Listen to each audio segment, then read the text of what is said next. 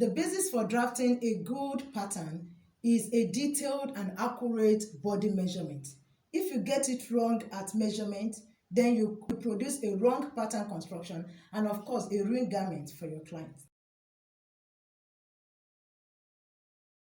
Hello adorables, you're welcome to my YouTube channel. I'm Gina and I'm glad to have you here. If this is your first time of tuning in, you are welcome to my channel. In this channel, I take beginners who are interested in grooming themselves to become a good fashion designer, the basic understanding of pattern making techniques in fashion designing, from the foundational level to the advanced level. But before we get into today's tutorial, please kindly subscribe to my YouTube channel, click on the like button and also press the notification bell in order to get notified of my subsequent video upload. And also do not hesitate to share this video with your friends and loved ones. Thank you. For you to get it right in pattern construction, there is need for you to pay rapt attention to detailed while taking body measurement. And that is why we are going into the body measurement proper in our lesson for today. In my last video, I was able to explain the basic method of cut and sew in the fashion industry, which are the freehand method and the pattern making method. The freehand method I was able to explain in detail, and the pattern making method. I also explained the meaning of measurement, the importance of measurement in the fashion industry and in pattern construction, the tips for taking accurate body measurement, and also the types of measurement. Today, like I said, I'll be going into the measurement taken proper today. In my last video, I was able to explain the 3 types of measurements. The 3 types of measurement are the vertical measurement, the horizontal measurement, and the circumference measurement. Part of the tips for taking accurate body measurement is for you to get an elastic to tie around, a tiny elastic to tie around the waist of your client. This will enable you to ascertain the waistline of your client, the navel area of your client's waist. So you tie it firmly but not tightly. Tie it firmly, not tightly. This will enable you to know the waistline of your client both by the side and the back. As you know, there is no navel at the back, so the rope that you tie around will enable you to know the waistline at the back of your client. The vertical measurements are measurements that are taken from the shoulder downward. Example of this measurement are the bust point, the full front length, the center front length, and the nape to waist. These are examples of the vertical measurement. We also have the horizontal measurement. The horizontal measurements are measurements that are taken from the side of the body to the other side of the body by the side. We also have the circumference measurement. The circumference measurements are measurements that are taken around the fullness of the human body. Example of this measurement are the bust measurement, the waist, and the hip measurement. Like I said in my tips for taking accurate measurement is that you get your writing pad, list this body parts down, and ensure that as you take your client's measurement, you write the measurement down, so you don't make the error of giving full front length measurement to across chest measurement, so that you don't mix them up. So let's start with the first body part to be measured. We have the bust. I usually take the bust as my first body part to be measured. So you measure the bust, you place your tape round the fullness of the bust. Place your tape round the fullness of the bust. Some of us that are well endowed at the bust area, so the tape must go round, and it's usually at the side. So the tape must go round the fullness of the bust and capture the fullness. Arrange your tape very well at the back. Capture the fullness of the bust properly. Then you place, like I said, all measurements should be taken by the side, not the center. So you place your tape, and you must not put your hand in between the tape when you are taking measurements. That is for freehand. In pattern construction, you place your tape and distance your hand from it. This is the metal part of your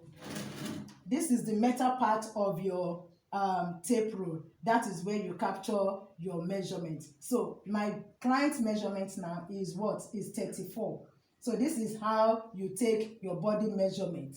You don't place your hand in between and you make it fair. So I've been able to ascertain my client's body measurement. You write it down. So the next one, you also measure the waist area. That part where you tie the rope, you measure that part. Can you see the way I did my hand? This is where the metal is. Her waist is 26. So you move to the next one, which is the hip. The hip now you measure. There are individuals. The body parts of individuals varies and they are different. Some people have their hip down, and some people have their hip, round like that. Just make sure your tape passes through the fullness of the hip. If the hip is stationed downward, that is her body structure. You must capture that fullness part of the hip. If not, the skirt part will be tight, too tight for that client. So you capture the fullness of that hip. Place your tape. Make sure the side, the back is also captured. The fullness is captured. So you place your tape by the side and take your measurement. This is where the metal is. You take your measurement there. Hip is 38 for 8, which means 38 and half. Then the next part to measure now is the bust point.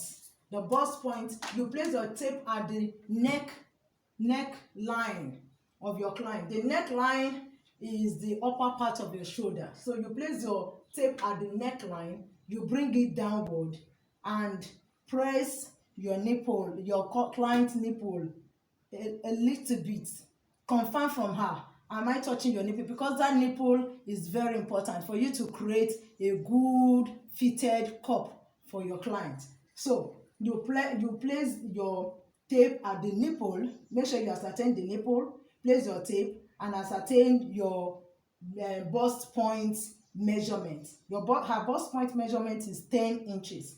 So from there, place your tape again. At that point, move it to the horizontal part and ask if you are also tracing, if you are able to trace her nipple at the other bust. If she said yes, then you know that this is it. So this is the bust span.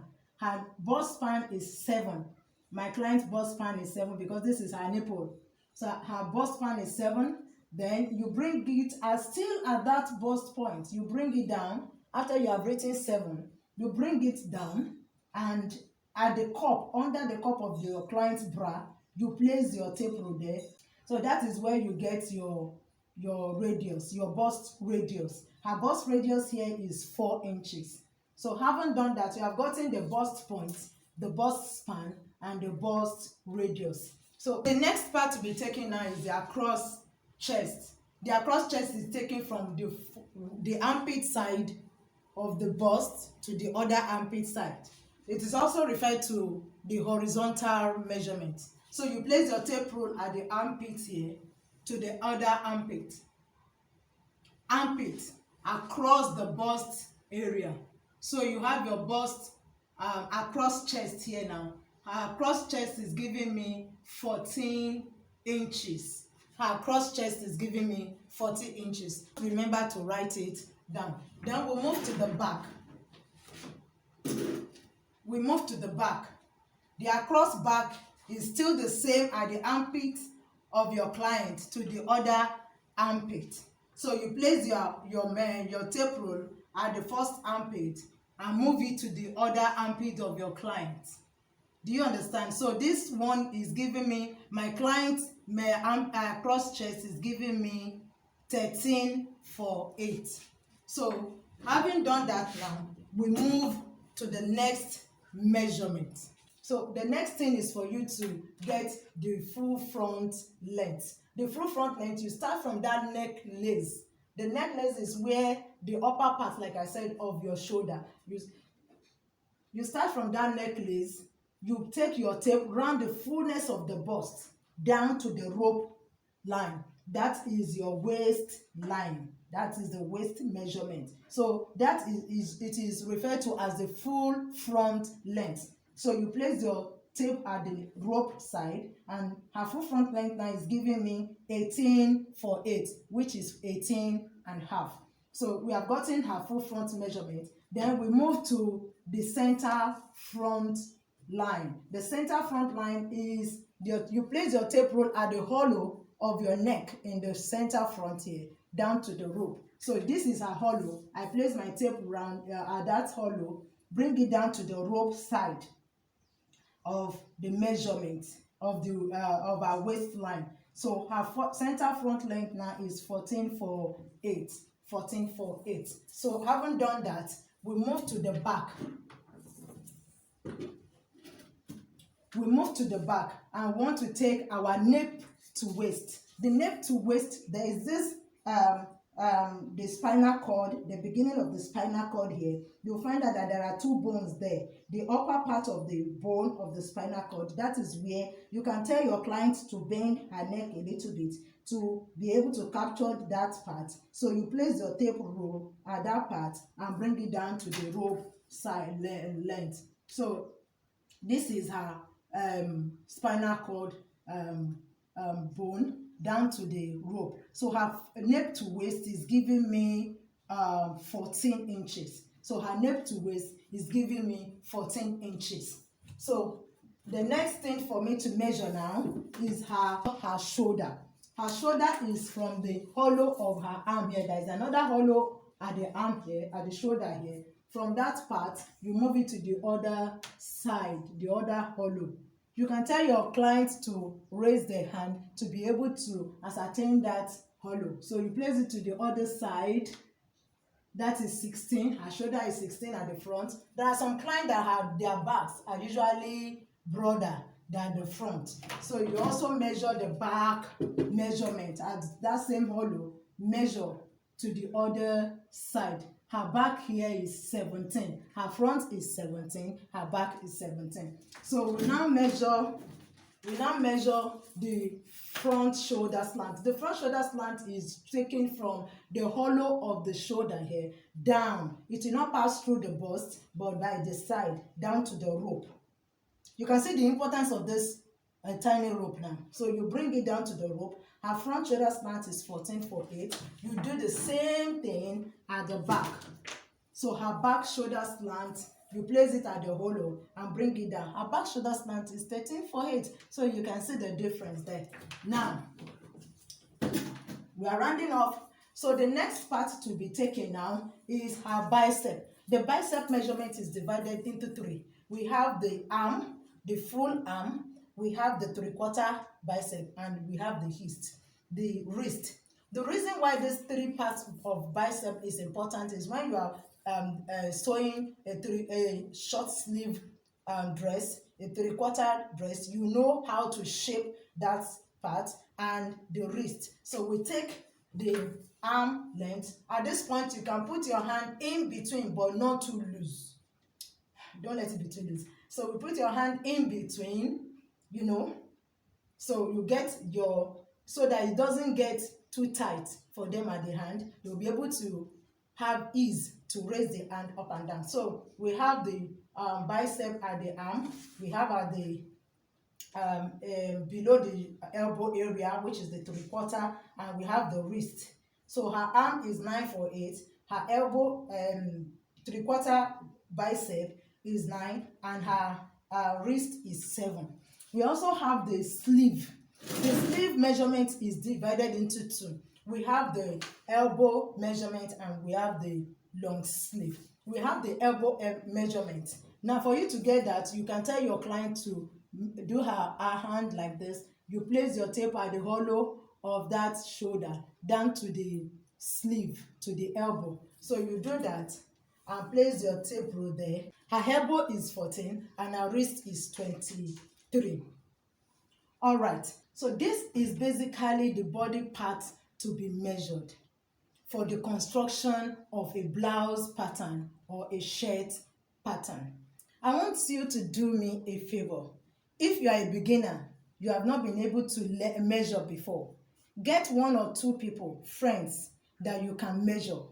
Take this sample that I've given you, this measurement. Write those body parts to be measured down. Get one or two friends of yours to take their measurements. You have started to be a fashion designer already. So get two or two, three people that you can measure. Start measuring them.